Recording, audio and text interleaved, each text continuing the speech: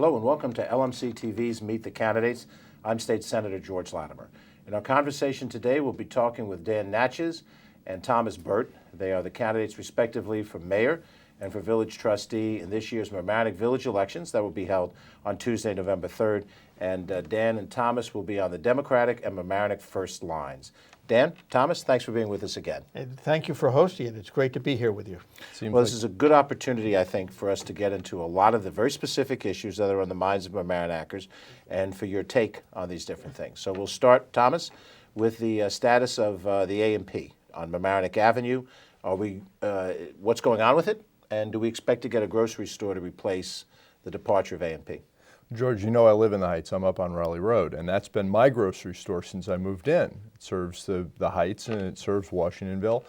There doesn't seem to be a lot of information floating around right now, but what we've been able to gather is it's going to be tough to get another grocery store in there, and we need a full-service grocery store to serve that area.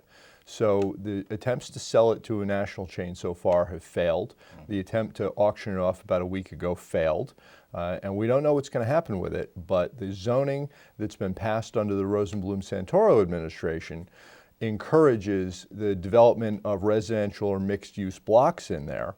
And if we get anything back under the laws that exist now, it's likely to be like a small market as part of a big block of apartment buildings, and that's not going to be sufficient for that area. So when Dan and I are on the board, what we're going to do is look at the zoning to make sure that we encourage the development of a full-sized area supermarket in that space. Now, Mamaroneck Avenue School is right there. How does development affect that school as you see it? I'm very worried. I have two fourth graders there. My twins, Chloe and Lucas, are still at MAS. Alex has moved up to Homix now. And we don't really have any space. Those of us who have kids there love that school, but it's really packed to the walls right now. And if we get families in units around there and we have an influx of kids, the school can't handle it. We don't have even a single free classroom. And at this point, we would have to blow out the back of the school again, or we'd have to accept bigger class sizes. None of us is going to accept larger class sizes because that's the quality of our education, which means that we're going to pay for in our tax dollars an expansion of the schools. All right, there's so many of these different issues around. Let's move down Mamaroneck Avenue to the heart of the village. Dan, we had a wonderful Mamaroneck movie theater that we all have memories of being in, and some memories that go back 50 and more years. It's closed now. So what comes next for that site? Well, that's the problem, George. Nobody really knows. The movie theater was a major asset for this village. It was an anchor. It brought a lot of the restaurants and a lot of the businesses here. It provided the additional income to them, not only to be sustainable, but to be profitable. It's now gone. It's gone because we have not really provided the incentive to maintain it. The village has done very little to try and negotiate back a movie theater. And when I am mayor and Thomas is trustee, we are not going to let such major anchors disappear. It's important to keep the vitality of our business district and our social network here and functioning for our residents. Given that the need in the downtown area for a certain centricity and density, are there other projects that affect the village's future in that way? Yeah, there are lots of developments that are being planned, some that are actually been approved. TOD was to basically reduce the setbacks, reduce the parking, and increase the density. Almost every property is in play from the railroad bridge down to the Mamaroneck Avenue School. If you take all of those and all the movie theater, which may have 30 units, the old Blood Brothers property, which is 90 some odd units, those are approved. But if you take all the other properties like A&P, which is rumored to have 400 units put on it, and all of the other areas, including Three Jalapenos, which is only 21 units, you add them all together, you're talking about hundreds of units and potentially well over 1,000 units. The math is very simple. You just can, work on it. Our biggest problem is we don't look at the cumulative impact. We don't look at what the problem is that our infrastructure is 60 to 100 years old. We don't look at the problem of what's going to happen tomorrow if all this gets done. Basically, we have changed our zoning for developers to tell us what they want versus us to tell them what we want. When I am mayor and Thomas is trustee, we are going to set forth a program that puts forth what the village wants to allow development, but on a limited scale that keeps the quality and the integrity of our neighborhoods and our central business district. And now you've said before that you want to be much more aggressive in looking forward, looking ahead in terms of development. What does looking ahead mean? How is that tangible? When I was deputy mayor for 6 years, we looked forward for 30 years. We created an overlay code that required the preservation of what was our harbor and our waterfront. It encouraged the expansion of the clubs. It encouraged the expansion and the maintaining of the working waterfront. It encouraged the openness and the views and the scenic vistas and the enjoyment, passive and active, of our waterfront. There is absolutely no reason why we can't do this again. And when Thomas is trustee and I am mayor, we are going to look forward for beyond another 30 years so we preserve the quality of our life and how we are doing things. Let's move to another project. I'm sorry, George, Thomas, I you want just to add? wanted Sure. to say, when I think about how we should develop, the term I try to keep in my head is village-sized. We like this place and we like our existing neighborhoods. So while we can't freeze them in time, what we want to do is allow development that's in scale with the existing character of the neighborhood, not something that replaces the neighborhood so that after a few years we won't recognize the place we are. Okay. Let me just add, there are a lot of people who have said we're anti-development. Nothing is further from the truth. I represent developers. That's my profession. I'm an environmental waterfront design consultant. We encourage development, but on a basis that is compatible with the area that it's being placed in. So we don't destroy things, but we build up what is there in a meaningful and useful manner. That's what we are planning to do. That's what we want. That's what everybody wants that has moved here. They've moved here for a reason. They can go anywhere else. There is a beauty and an aura of this village that we want to maintain, and that's the key to looking forward. That's a very good outline of the vision. Let's apply it now to, Thomas, we'll go to you with this one, to the issue of Hampshire Country Club.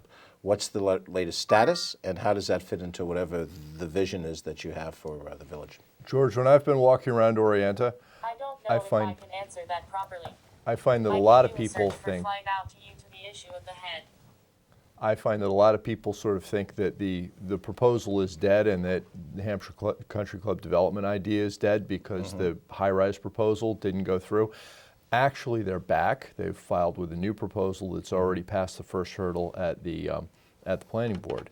And the new proposal is for 105 units of detached houses and cluster homes, McMansions and cluster homes. Those are, unlike the high-rise condo development, those are the kind of houses that bring in families that are probably going to have children. So I look at TOD and Mamaroneck Avenue School, I look at that area and I think, if we put in 105 units there and remove the golf course and the club stops existing as it does now, do we have room for those kids in our schools? They'd go to Central, which it backs to the VFW and the Trader Joe's Plaza and doesn't really have room to expand. Do they have 5 more classrooms for 5 more classes of kids? What do we do with the traffic? They go out onto Hommocks Road and onto the Post Road there. How would that affect us? And I look at that and I think what we will have is a bill for the continuing cost of the infrastructure that we as taxpayers will pay for years down the road in order to make sure that a developer who's basically a vulture fund for distressed real estate can get a profit on the flyer they took buying the property. Well, and as we have Hampshire undergoing this type of a proposal in this edge of the village bordering the water, we'll go up the sound a little bit to your favorite area in Shore Acres, Mamaroneck Beach and Yacht Club. Dan, since you've been very active in that, we're dealing with a host of issues there. The state sold the land to MBYC for $10,000. How does all of that fit into your vision of the village? The code that we created 30 years ago made it very clear that the public trust lands are held in the public. In this case, there was state-owned lands that the state determined that was owned by the state and then turned around and sold it, not following their laws and not following the village law. The big problem was, where was the village? The village is supposed to be the guardian of what goes on in the village. And when it was brought to everybody's attention, the village did nothing. Anybody that sells, well over a half acre of land, prime waterfront property, and a critical environmental area that can be used for development and parking for $10,000 is crazy. This is not what should be being done. And this is not something that a village should be sitting back and tolerating. This village should be working hard to preserve what we have and increase its beauty and increase the entire effect of being able to enjoy our creeks, our rivers, and our harbor.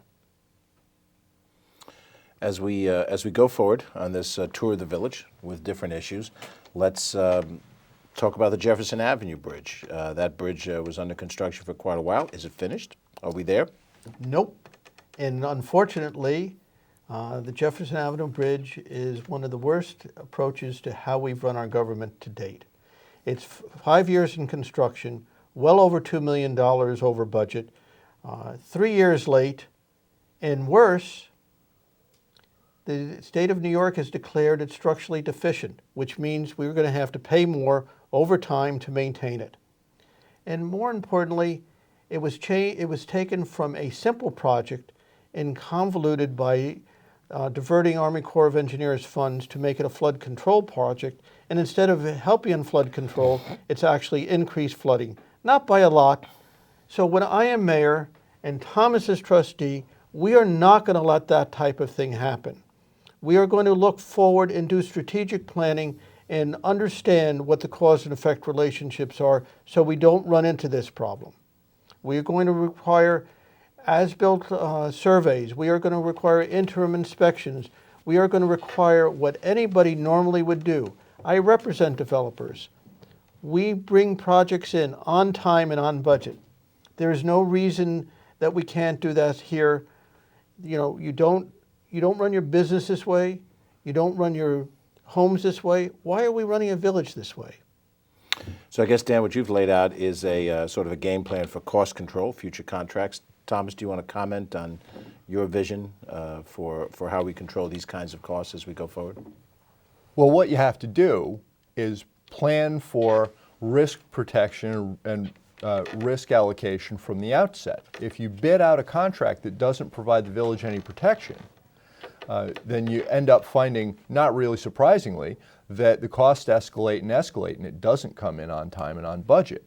If you bid out a contract that provides protections for the village so that the taxpayers don't pay for contractor mistakes, then the initial bid probably will come in higher.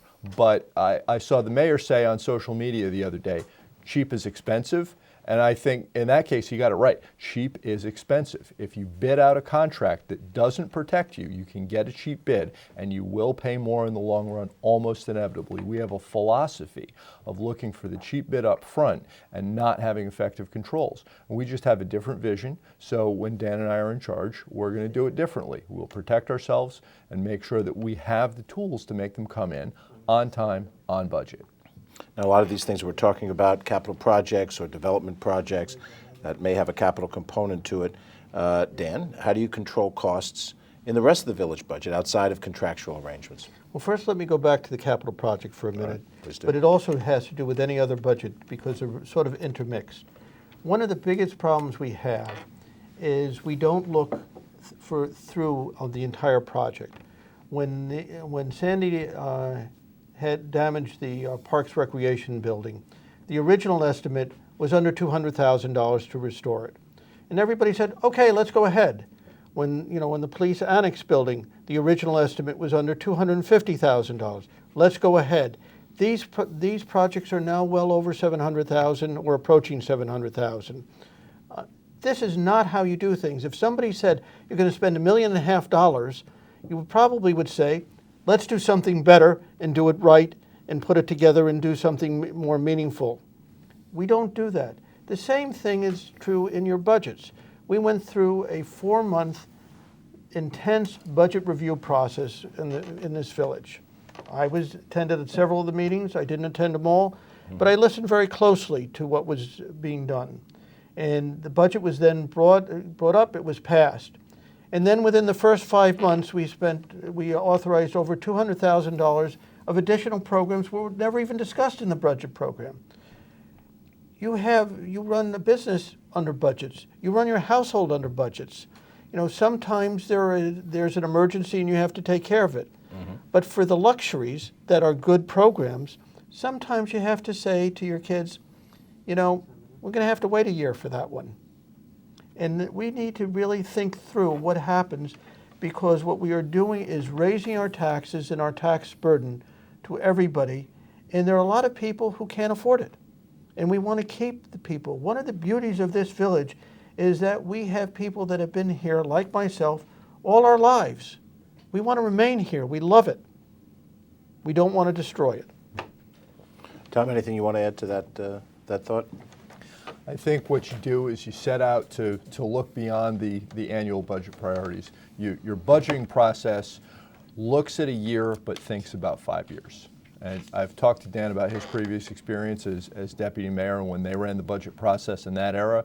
And I think the way to do it is to think about what things are going to come up even that aren't expected, and then budget with the idea that you've got some foresight from the ground level at every department. And one of the things that we did 30 years ago is we were the first ones to start a reserve fund for major projects. A good example was the fire department.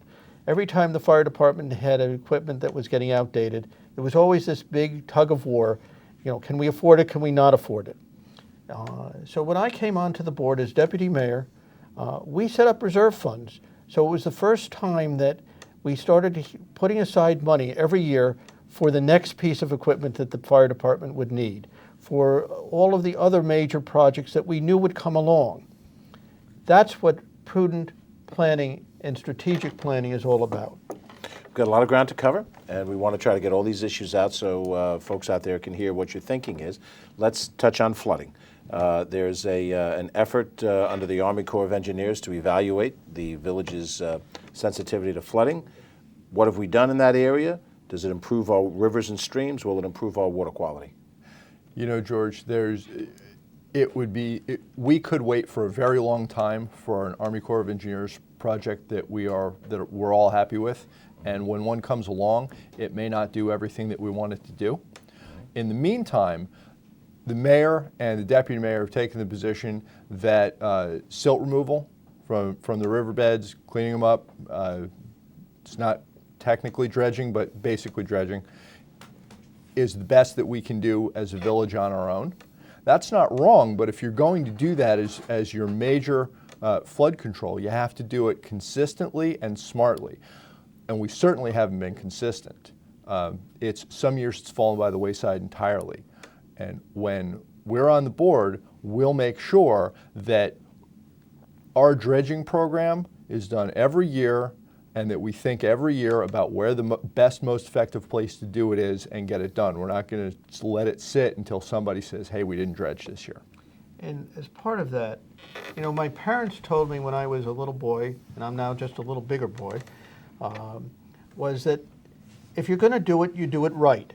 Mm-hmm. So what we have been doing is we've been digging up the material from the river and putting it on the banks. So every time you had a major flood and storm, it doesn't take a rocket scientist to understand that it will just flow back into the river. That's not doing it right. We need a much more strategic plan of doing it right. And Thomas is correct. We may not know what the Army Corps of Engineers project really is today, There are lots of rumors. I've been to briefings.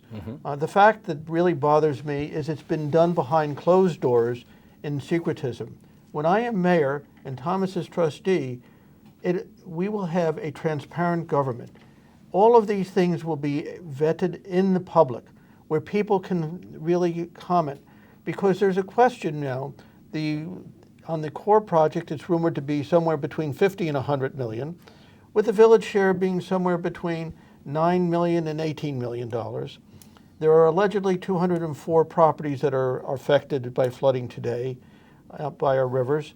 And depending on which chart you look at, maybe 54% of those properties will still be flooding. That's not how you do things. And what we really need to do is be really more proactive. We have a lot of talent in this village that knows a lot more than any one individual. We need to bring them forth to be part of the discussion so we can learn from it. And when I am mayor and when Thomas is trustee, that is what we are going to be doing. Now, we've got to go quickly through a series of issues. So, Harbor Island. Harbor Island Park is the jewel of the village. How do you judge its current status, management of it, and so forth? I think Harbor Island is the jewel which brings a lot of people into this community and why they want to live here. One of the biggest issues is its scenic vistas that we can see from the water to the park, from the land to the park. From many areas in this village, you can see the park. There is a move on to put a wall of four-story buildings lining the post road surrounding the harbor, in effect changing our views and our character forever. That is not something we should do. We need to keep our vistas open. We need to keep the feel of our harbor and our park the way it is. And we need to invite people to be able to utilize it. You know, George, just to focus on real small ball for a second, I love the harbor. I've spent a lot of time down there with my kids playing every sport they've ever asked me to buy equipment for. And we used to have a nice gazebo at the entrance, and now we have this checkpoint. And we used to have a much more open plan, and now we've got a fence there because somebody was concerned that they might lose out on revenue somewhere. That's high and slapped together. It was supposed to be painted. It never got painted. We all acknowledge publicly that Harbor Island is the best looking public space in the entire county. And yet we've spent $70,000 or $100,000 making it look worse. Moving ahead, Molly Spillane's right here downtown, contentious zoning discussion over noise restrictions. Has this been resolved? No, but I was really glad to see, and I was there, I was really glad to see the turnout from the neighborhood for the planning board hearing, for the zoning board hearing, because the residents came out and were heard. There hasn't been a decision yet. Our central business district is and has always been a neighborhood as well. And the businesses and the zoning code's written so that the businesses have to be good neighbors to the people that live there. So I think that means that reasonable noise restrictions have to be in place. If they're not enforced, if it's not clear who's supposed to enforce them, then when we're in charge, we'll make sure that we clarify those responsibilities so somebody knows it's their job to do it. If they're not enforceable, we can rewrite them so that they will be, because it's having enforceable and enforced rules that makes the businesses be good neighbors to the neighbors. There's been a controversy in the community about whether or not village elected officials should use village funds to attend certain kinds of events. Where do you plunk down on that matter? Very simple. Village officials have to set the example. The elected officials have to set the example for everybody. There is no excuse. And when I was on the board as deputy mayor, we never took village funds for any type of public function, whether it was a fundraiser or any other type of event. We always paid for it ourselves. There is absolutely no reason to change that. And it is actually sets the wrong view for everybody, because where do you draw the line? And what does that say to everybody who works for the village? That's not the way it should be done. Full-time village attorney. Good idea? Bad idea? How do you come down on that? Better service for less money, And I don't really want people fly-specking the pay-by-the-hour bills to also be people that get paid by the hour. Dan? Absolutely. A full-time village attorney is one of the things that I ran on 30 years ago. It is something that is vital to this community. You get consistency of legal advice, and it is done at a much less expensive approach, and it gives you better control and better quality. I've heard that there's a discussion at some level, perhaps a rumored discussion, that our volunteer fire department should have paid fire department drivers. How do you feel about that? Our volunteer fire department, like most volunteer organizations, are the backbone of this community. We don't want to keep it as a volunteer organization. There is no reason to have paid firemen for drivers. It will totally change everything. It would end up closing firehouses and it would totally destroy the entire backbone of what is one of the social integrations in this village of the fire department. I do not support it. George. I support keeping everything as a volunteer. George, when I was 19 years old, some guys I knew from high school pulled me out of the back of a wrecked truck that looked like a crumpled up ball of tinfoil. And they were in the volunteer fire department that I grew up with in the town that I grew up in. And I have really respected volunteer firefighters my entire life. That kind of volunteerism is the backbone of the community. I know folks from other departments who have seen the creeping professionalism, and you create problems for the volunteer folks as soon as you start bringing in some people that are paid and expect them to do the same job side by side with folks that aren't. I have no desire to go in that direction. You spoke before about communications, that there needs to be a greater dialogue and informational process. So what do you do going forward? How do you develop what you want to see is the dialogue so that residents know what's happening on all these different issues we've talked about? It's relatively simple. You communicate to the village residents on a weekly basis. You bring them in. You don't have closed meetings. We've had the most executive sessions in this past 6 years than you've had, over the numerous years before. There's no reason for it. And one of the things that bothers me, I was at a meeting listening to the board at a work session, and they were talking about a specific project and a specific issue. And what was fascinating is everybody there talking about it had virtually almost no knowledge, including all of the consultants, of the topic. And instead of reaching out to people who actually deal with it on a daily basis or on a monthly basis and have decades of experience with it to gain what their insight would be, everybody just decided, gee, we'll handle it ourselves. That's not how you do it. And when I'm mayor and Thomas is trustee, we are going to try and bring everybody back into the fold. We want their ideas. We're not always going to agree on everything. But when we get different ideas, we can take a good idea and make it better. I've got to save the last minute so that you each get a chance to answer the question, why should people vote for you? Thomas? I think that we're going to look back on this election and we are either going to say that this was the point at which we took the reins of how the village developed. So we decided as a village what was good for us instead of just letting it happen to us, or we're going to look back and wish it was. So that's why I think people should vote for me and Dan. Dan, why should people vote for you? It's very simple. This election, more than any other election that I can remember in my entire history living here, there is a big difference between the four candidates.